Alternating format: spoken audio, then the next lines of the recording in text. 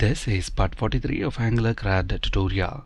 In this video, we will discuss optional route parameters in Angular with a simple example.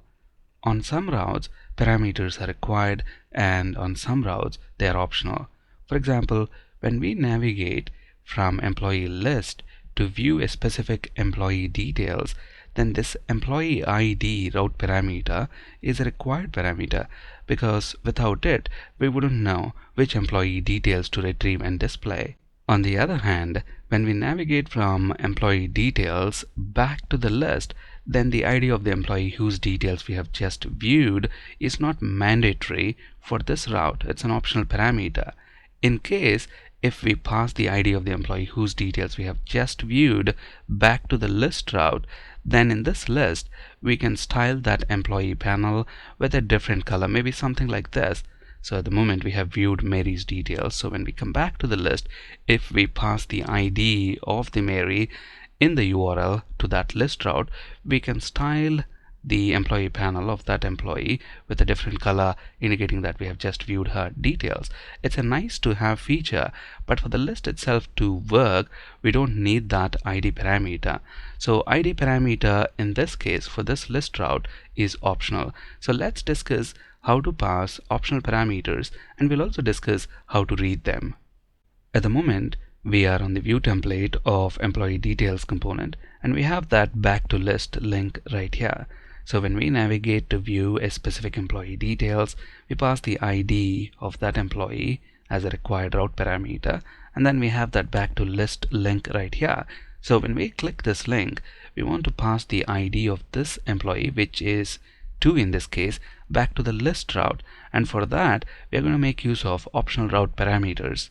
Notice at the moment we are binding the router link directive to a link parameters array, and the first element in this array is the path to the destination component. In our case, it is list. Next, we specify any required parameters we may have. In our case, for the list route, we don't have any required parameters, so we didn't specify anything. Followed by the required parameters, we'll specify the optional route parameters. To pass optional route parameters, we use an object and then specify our optional route parameters as key value pairs. We can have as many optional route parameters as possible. In our case, we want to pass the ID of the employee whose details we have just viewed back to the list route. So I'm going to name the key ID. We can give it any meaningful name we want, but I'm going to name it ID, and then we need to specify the value for this ID optional route parameter, and we are going to get that from the employee property, which we already have in the component class, and it has got the ID property. So if we take a look at the component class of our employee details component, notice we already have employee property right here, and our view template is already binding to that employee property. And to get the ID of the employee, we're using the ID property on this employee property. So at the moment we are passing one optional route parameter to the list route, and that is the ID of the employee. Now if we want to pass another optional route parameter, we include a comma and then another key value pair for our second optional route parameter. Let's say for example we also want to pass the name of the employee. I'm going to specify the key as name and then value for that property, which I am going to get from the name property. But in our case there is no need to pass the name of the employee to the list route, so I'm going to remove that. Let's save this change and then take a look at the browser. At the moment, we are looking at Mary details, whose employee ID is 2. Now look what happens when we click this back to list link. Notice we are redirected to the list route, and our optional route parameter ID and its value are also passed to the list route. And notice the path, which is list, and the optional route parameter ID equals 2 are separated with a semicolon right here. Now all that is left to do is read the optional route parameter value from the list route and then style that employee panel with a different background color, indicating that we have just viewed her details. Our list employees component view template is right here, and this is the component which is displaying the list of employees right here. And to display each employee details, we have another nested component, and that is the display employee component. We have that display employee component view template right here. Let's also open the component class file. So we want to read this optional ID route parameter value from this display employee component. To read the route parameters, whether they are required or optional, we use the same service provided by Angular, which is activated route service. So let's inject that into our component using the constructor. I'm going to name it _route, and the type of the service is activated route. Let's use Visual Studio Code to import the activated route from Angular router for us automatically.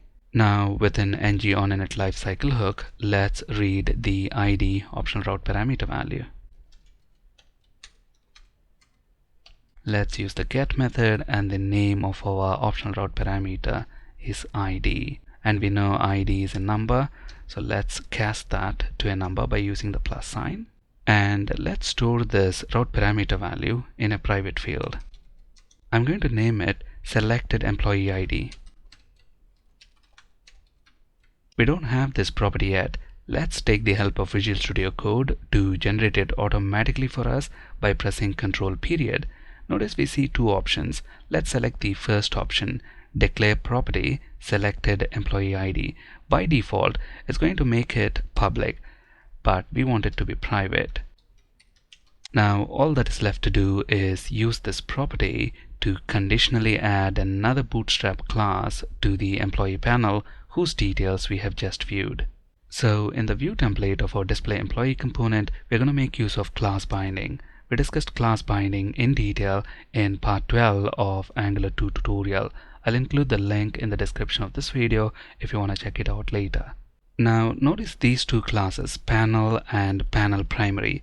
These classes are added by default to all the employee panels we have on the list, and this panel primary class is what is giving us this blue background color. In addition to panel primary, we also have panel success, panel warning, panel info, etc. These different classes give us different colors. I'm going to make use of panel success. Now we don't want to add this panel success class to every employee panel. We only want to add it to that employee panel whose employee ID matches with the employee ID value that we have in the route, so that employee panel is colored differently. So to do that, we are going to use a Boolean expression here.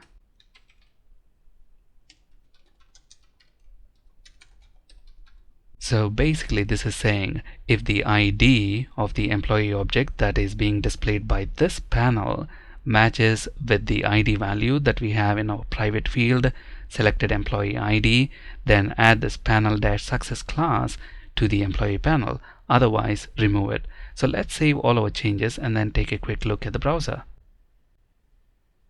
Notice in the route, the optional route parameter value is 2, and hence the second employee panel, whose ID is also 2, is styled with a different color.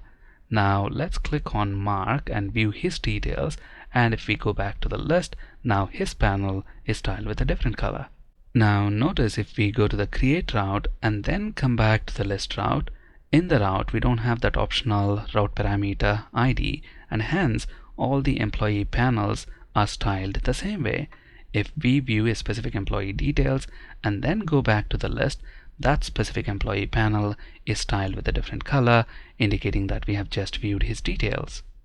So here is the syntax for passing an optional route parameter, and this is how an optional route parameter in the URL appears. Notice it is separated with a semicolon. And finally, reading an optional route parameter is very similar to reading a required route parameter. We still use the same activated route service. There are several differences between optional and required route parameters. We'll discuss what those differences are and when to use one over the other in our next video. Thank you for watching and have a great day.